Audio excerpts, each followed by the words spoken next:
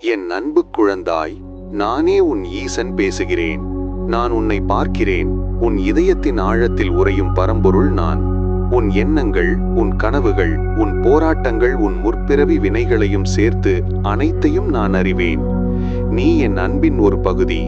உன்னால் கற்பனை செய்ய முடியாத அளவிற்கு என் கருணை உன்னை சூழ்ந்துள்ளது என்பதை நீ உணர வேண்டும். சில நேரங்களில் மாயை உன் பார்வையை மறைக்கலாம். ஆனால் நான் எப்போதும் உன்னுடன் இருக்கிறேன், உன் ஆன்மாவின் ஒளியாக. இன்று ஒரு தந்தை தன் பிள்ளையிடம் பேசுவது போல உன் இதயத்திடம் பேசுகிறேன். நீ உன் வாழ்க்கையில் ஒரு முக்கியமான கட்டத்தில் நிற்கிறாய். இந்த உலகம் உன்னை பல திசைகளில் இழுக்கும். ஆனால் கலங்காதே, என் ஞானத்தின் ஒளியை கொண்டு உனக்கு வழிகாட்டவே நான் இருக்கிறேன். நாளையை பற்றி கவலைப்பட்டு உன் சக்தியை வீணாக்காதே. வாழ்க்கை சில சமயம் கடினமாக இருப்பது எனக்கு தெரியும். ஆனால் காலத்தின் அதிபதி நான். உன் எதிர்காலத்தின் கவலையை என் பாதங்களில் வைத்துவிடு. இந்த உலகின் பாரத்தை சுமப்பதற்காக நீ பிறக்கவில்லை. அதை என் கைகளில் கொடு. இன்று இந்த கணத்தில் உன் தர்மத்தின்படி வாழ். இந்த நொடிக்கான சக்தி உன்னுள் இருக்கிறது. அடுத்த கணத்தில் நான் உனக்கு துணை இருப்பேன். அவசரப்படாதே, அஞ்சாதே. முதன்மையாக அறவழியில் உன் மனதை செலுத்து. என் மகனே, என் மகளே, இதன் பொருள் என்னவென்றோல், எது சத்தியமோ, எது சிவமோ, அதாவது நன்மையோ, அதன் மீது உன் சிந்தனையை வை. உறவுகள், குணம், ஆன்மாவின் நோக்கம் போன்ற நிலையான விஷயங்களில் கவனம் செலுத்து. உலகம் பொன், பொருள், புகழ் என்று நிலையற்றவற்றின் பின்னால் ஓடச் சொல்லும். ஆனால் உண்மையான ஆனந்தம், என் கைலாயத்தின் பேரமைதி, என்னுடன் உன் மனதை இணைப்பதில்தான் இருக்கிறது. மற்றவையெல்லாம் உன் வினை பயன்படி உன்னை வந்தடையும். பேரமைதியில் திளைத்திரு. உன் மனதின் சலசலப்புகள் என் மௌனத்தின் மொழியை கேட்க விடாமல் தடுக்கலாம். ஆனால் அமைதி, உண்மையான சாந்தி நான் உனக்கு தரும் பரிசு. உன் கவலைகளாலும் பயங்களாலும் மனம் கலங்கும் போது என் நாமத்தை உச்சரி. அஞ்சாதே, நான் உன்னுடன் இருக்கிறேன் என்ற என் அபய குரலை கேள். பயம் மாயையின் தோற்றம். பக்திதான் உன் பிறப்புரிமை. தைரியம்தான் உன் சுபாவம். மன்னித்துவிடு, உன் கர்மச் சுமை குறையும். உன்னை காயப்படுத்திய ஒருவரை மன்னிப்பது கடினம் என அறிவேன். ஆனால் மன்னிப்பு என்பது மற்றவர்களுக்காக மட்டுமல்ல. கோபம் என்கிற கர்மச்சுமை உன் மனதை அழுத்தாமல் இருக்கவும் தான். நான் காலனை உதைத்ததும் நஞ்சுண்டதும் என் குழந்தைகள் மீதான கருணையால் தான். அதே கருணையை நீயும் காட்டு. அது உன் இதயத்தை இலகுவாக்கும். சோர்வுற்ற ஆன்மாக்களே, என்னிடம் வாருங்கள். நான் உங்களுக்கு ஓய்வளிப்பேன்.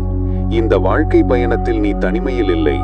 உன்னிடம் சக்தி முழுவதும் தீர்ந்து விட்டது போல் உணரும்போது யோகீஸ்வரனான என்னில் உன் மனதை வைத்து தியானம் செய். நான் உனக்கு புத்துயிர் அளிப்பேன். உன் கவலைகளை, சந்தேகங்களை, களைப்பை என்னிடம் கொடு. என் அன்பு நிலையானது. அதில் நீ இளைப்பாறலாம். கேள், என் அருள் உனக்கு கிட்டும். என்ன செய்வது என்று தெரியாமல் தவிக்கும் போது என்னிடம் கேள். உன் தேவைகளை என் முன் வை. உதவி கேட்க தயங்காதே. நான் செவி கொடுக்கிறேன். என் நேரத்தில், உன் நன்மைக்கு உகந்த வழியில் என் அருள் உன்னை வழி நடத்தும். அது நீ எதிர்பார்ப்பது போல் இல்லாமல் இருக்கலாம். ஆனால் நம்பு, அனைத்தும் உன் நன்மைக்கே நடக்கிறது. ஒப்பீடு செய்வதை நிறுத்து. உன்னை மற்றவருடன் ஒப்பிட்டு தாழ்வாக உணராதே. ஒவ்வொரு ஆன்மாவின் பயணமும் தனித்துவமானது. அவரவர் வினைக்கேற்ப அதன் பாதை அமைகிறது. நீ வேறு யாரை போல இருக்க தேவையில்லை. என் அம்சத்தில் ஒரு தனித்துவமான நோக்கத்தோடு படைக்கப்பட்ட நீயாக இருப்பதை சிறப்பு. பிறரை அன்பு கண் கொண்டு பார். ஒரு சிறு குழந்தையைப் போல் பணிவு கொள்.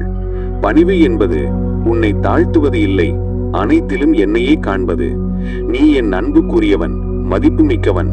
ஆனால் மற்ற எல்லோரும் அப்படித்தான் என்பதை நினைவில் கொள். அனைவரையும் மரியாதையுடனும் கனிவுடனும் நடத்து. சேவையே சிவபூஜை. பிறருக்கு செய்யும் சேவையை எனக்கு செய்யும் சேவையாக நினை. அது உன் நண்பனாக இருக்கலாம், ஒரு அந்நியராக இருக்கலாம், உனக்கு பிடிக்காதவராக கூட இருக்கலாம். உன் முழு இதயத்தோடு சேவை செய்.